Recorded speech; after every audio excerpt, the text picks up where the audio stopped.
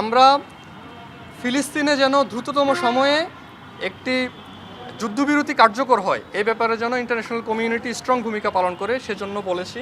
দ্বিতীয়ত, সেখানে যে হিউম্যানিটারিয়ান ডিজাস্টার চলছে এটা বন্ধ হওয়ার জন্য যেন উদ্যোগ গ্রহণ করা হয়, সেখানে পর্যাপ্ত এইড যেন পৌঁছানো হয়, এইড পৌঁছানোর যেন সুযোগ তৈরি করা হয়, এবং প্যালেস্টাইনের আহতরা শিশুরা যে পরিমাণ ঝুঁকির মধ্যে আছে সেই ঝুঁকি দূরীকরণের জন্য ইন্টারন্যাশনাল কমিউনিটি ভূমিকা পালন করে সেটার জন্য আমরা বলেছি।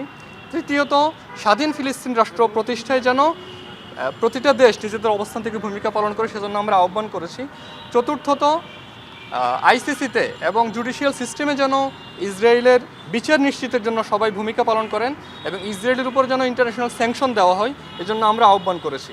এবং আমরা যেটা বলেছি, স্বাধীন ফিলিস্তিনের দাবিতে ফিলিস্তিনের যে রেজিস্ট্যান্স মুভমেন্ট চলছে, ফিলিস্তিনের যে স্বাধীনতা আন্দোলন, সেই স্বাধীনতা আন্দোলনকে যেন প্রতিটা দেশ স্বীকৃতি দেয় এ ব্যাপারে আমরা আহ্বান করেছি।